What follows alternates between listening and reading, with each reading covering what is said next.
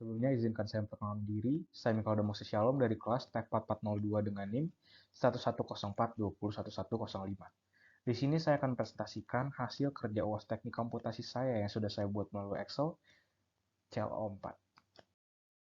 Oke, soalnya seperti ini, kurang lebih tentang perjalanan dari Jakarta ke Bandung.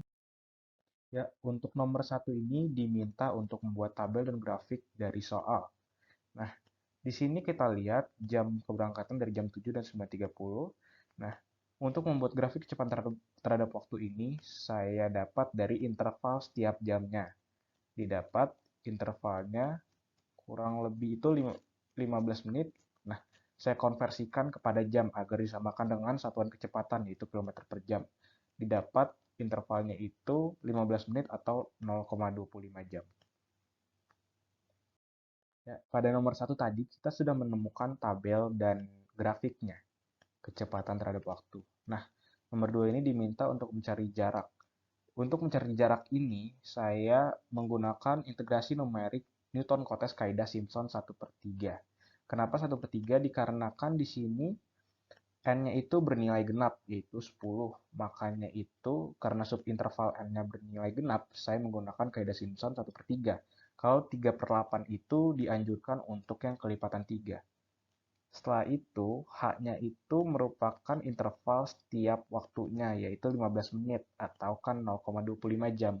Nah, dimasukkanlah rumus Newton-Cotes kaidah Simpson 1/3 ini. Setelah dimasukkan, dari data yang terdapat pada tabel juga didapatkan nilai sekian kilometer. Nah, hasil ini juga berbeda kalau kita menggunakan integrasi numerik Newton-Cotes trapesium. Tetapi di sini saya prefer memilih Simpson 1/3 dikarenakan yang tadi N-nya itu bernilai genap. Ya, untuk nomor 3 ini diminta untuk mencari percepatan mobil pada pukul tertentu. Nah, untuk mencari percepatan mobil seperti ini, bisa digunakan turunan numerik pendekatan selisih maju, mundur, dan pusat.